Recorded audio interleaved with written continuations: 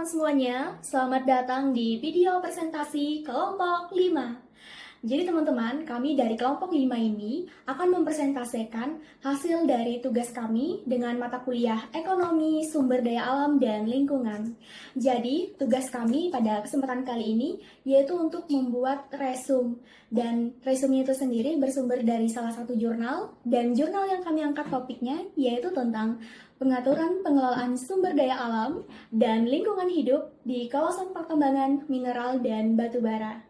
Baik teman-teman, kami dari kelompok 5 ini sendiri berjumlah 7 orang, di mana rekan saya yang pertama yaitu Aditya Kojiro, yang kedua Agung Setioso, yang ketiga Desi Suryani, yang keempat Egar Taguh Immanuel, yang kelima Fitriyatul Syariah, dan yang keenam Paulina, dan yang terakhir saya sendiri yaitu Yuni Sisunda. Saya Yuni Sisunda dengan NIM 2230 1040 2011. Baik, saya akan menjelaskan identitas jurnal dan artikel. Jadi jurnal ini dipublikasikan di Jurnal Initio Legis, volume 3, nomor 1 pada bulan Juni 2022. Ditulis oleh Nopita Ratnaswari dan Indah Cahyani. Fokus pembahasannya adalah konflik norma hukum dalam aktivitas pertambangan, serta perlindungan hukum bagi masyarakat sekitar tambang.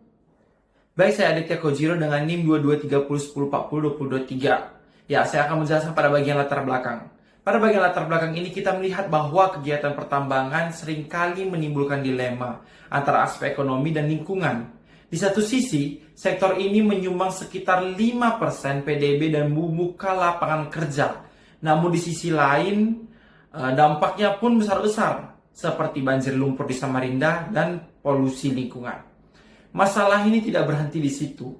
Dari segi hukum, muncul konflik antara pasal 162 Undang-Undang Minerba yang cenderung mengkriminalisasi aktivis lingkungan, dan pasal 66 Undang-Undang PPLH yang justru melindungi mereka.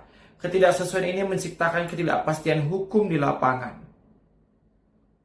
Akibatnya, terjadi dampak sosial. Banyak masyarakat bingung akan hak-haknya dan tidak tahu harus berpijak pada aturan yang mana. Bahkan, hak atas lingkungan hidup yang sehat sebagaimana dijamin pasal 28 H Undang-Undang Dasar tahun 1945 sering tak terpenuhi. Oleh karena itu, solusi dibutuhkan yakni harmonisasi aturan, perlindungan hukum bagi masyarakat, dan pengawasan ketat terhadap aktivitas pertambangan. Selanjutnya saya akan menyampaikan tujuan dari penulisan ini. Pertama, untuk menganalisis pertentangan norma antar pasal 162 Undang-Undang Minerba dan pasal 66 Undang-Undang PPLH, di mana kedua pasal ini menimbulkan perdebatan karena memiliki arah perlindungan hukum yang bertolak belakang. Kedua, untuk menjelaskan bentuk perlindungan hukum yang seharusnya diberikan kepada masyarakat yang tinggal di sekitar kawasan pertambangan. Perlindungan ini penting agar hak masyarakat atas lingkungan hidup yang sehat tidak dilanggar atas nama pembangunan. Kerangka berpikir ini disusun untuk menunjukkan hubungan antara perlindungan dan pengelolaan lingkungan hidup. Dengan aspek hukum dalam kegiatan pertambangan terdapat dua fokus utama yang dianalisis. Pertama, pertentangan norma antara Undang-Undang Minerba dan Undang-Undang Perlindungan dan Pengelolaan Lingkungan Hidup atau PPPLH. Hal ini menunjukkan adanya ketidaksinkronan hukum yang dapat berdampak pada pelaksanaan perlindungan lingkungan. Untuk menganalisisnya digunakan pendekatan normatif, pendekatan perundang-undangan, dan pendekatan konseptual. Dari sini diusulkan perlunya perundang-undangan dan penerapan asas hati-hatian umum dalam kebijakan lingkungan. Kedua, bentuk perlindungan hukum bagi masyarakat yang tinggal di sekitar wilayah tambang. Perlindungan ini mencakup beberapa jalur, yaitu penyelesaian sengketa melalui peradilan, penerapan tanggung jawab mutlak atau strict liability terhadap pelaku usaha, mekanisme gugatan kelompok atau class action, dan penyelesaian sengketa di luar peradilan.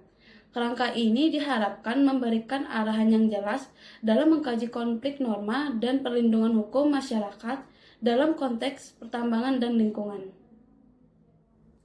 Perkenalkan, nama saya Paulina dengan NIM 223010402009. Pada penelitian ini digunakan 3 pendekatan utama untuk menganalisis isu pertambangan dan pelindungan lingkungan, yaitu yang pertama pendekatan perundang-undangan, yang kedua pendekatan konseptual, dan yang ketiga proses analisis. Yang pertama, pendekatan perundang-undangan, di mana pendekatan ini digunakan untuk membandingkan dan menganalisis peraturan yang relevan, seperti Undang-Undang Minerba, Undang-Undang Perlindungan dan Pengelolaan Lingkungan Hidup, atau yang disebut juga PPLH, kemudian pendukung lainnya.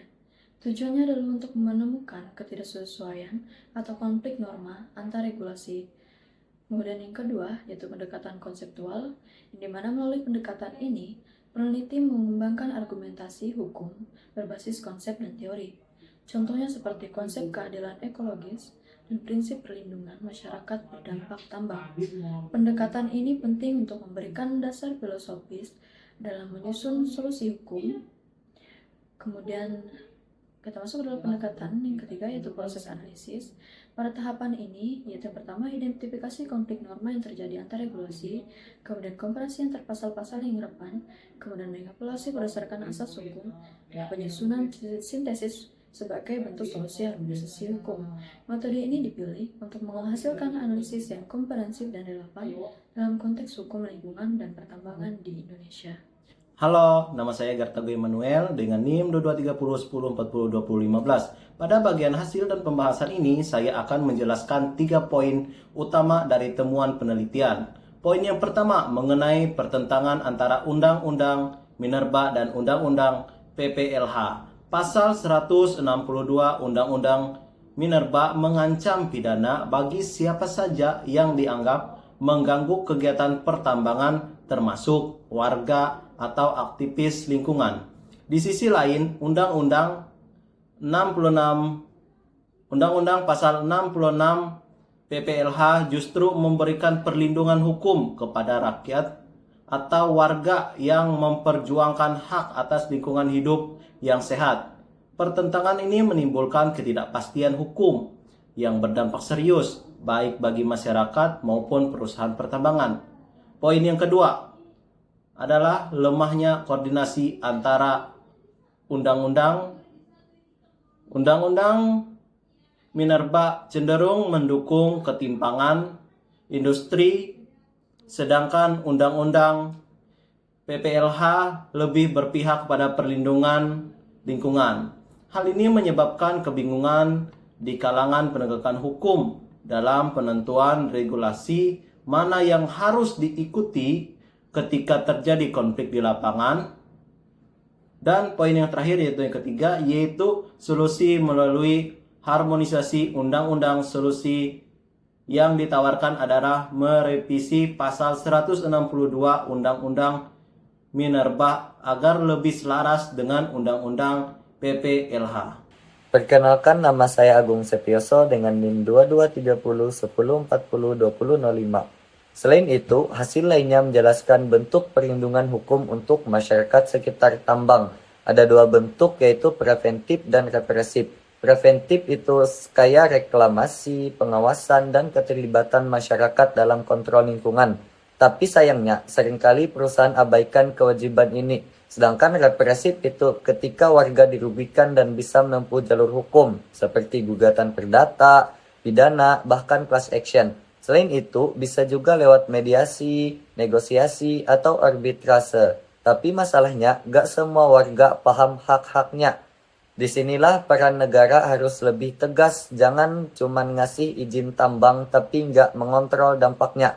Karena Undang-Undang Dasar 1945 sudah jelas mengatakan kalau setiap warga negara berhak atas lingkungan yang sehat.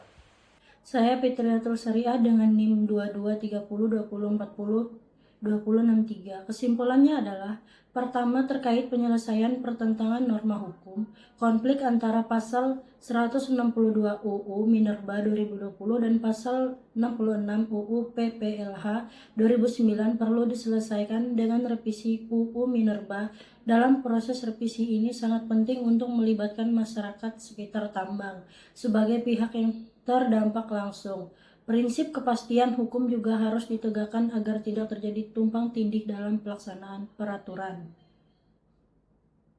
Kedua, mengenai dampak kegiatan pertambangan. Kegiatan tambang memberikan dampak yang bersifat ganda, yakni dampak positif seperti peningkatan ekonomi dan dampak negatif seperti kerusakan lingkungan atau konflik sosial.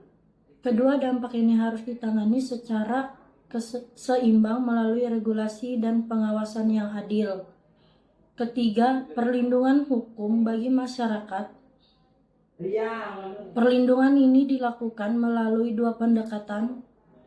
Secara preventif, yaitu dengan pencegahan melalui regulasi dan pengawasan yang ketat sejak awal.